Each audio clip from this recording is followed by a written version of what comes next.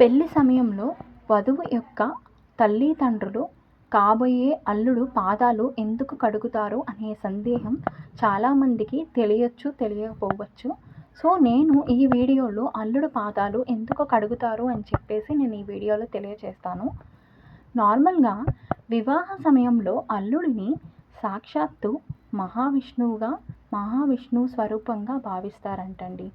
అందుకే కన్యాదానం అనేది చేసే తండ్రి ఆ దేవుణ్ణి పూజ చేసేటట్టుగా భావించి అల్లుడు పాదాలు అనేది కడుగుతారంటండి.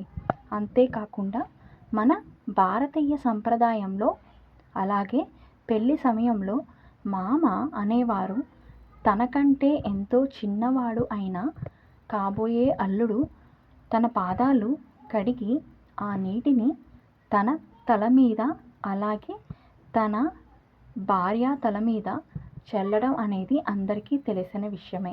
అసలు ఇది వేదంలోనూ కనిపించడం అనేది మనకి చాలా అంటే చాలా ఆశ్చర్యం కలిగిస్తుంది.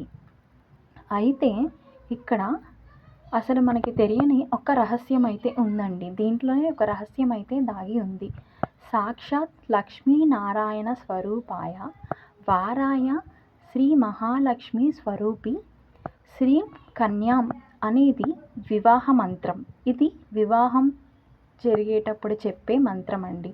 వివాహమైన రోజున ఈ వరుడు ఎంత చిన్నవాడు అయినా సరే, ఎవరైనా సరే లక్ష్మీనారాయణ స్వరూపుడే, సాక్షాత్తు ఆ విష్ణుస్వామి స్వరూపుడే అని భావించి ఆ శ్రీహరి పాదాల నుంచి గంగ అనేది పుట్టింది కాబట్టి ఇతడు పాదాల నుంచి వచ్చిన నీరు గంగతో భావిస్తారు.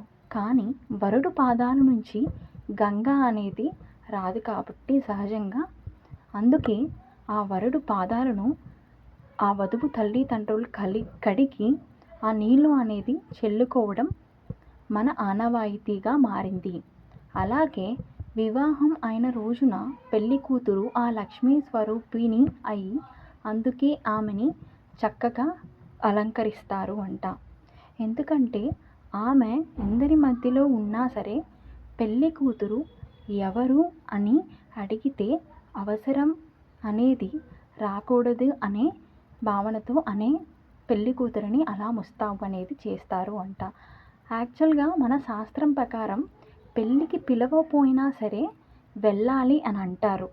మన పండితులైన మన పురాణ ప్రకారమైన పెళ్ళికి పిలవపోయినా ఖచ్చితంగా వెళ్ళాలి అని అంటారండి. ఎందుకంటే అందువలన శ్రీలక్ష్మీ నారాయణ్ని దర్శించిన పుణ్యం అనేది వస్తుందని మన జ్ఞాన సిద్ధులు అంటూ ఉంటారు. వీడియో నచ్చినట్టయితే లైక్ చేయండి అండ్ అలాగే సబ్స్క్రైబ్ అనేది చేసుకోండి. Thank you.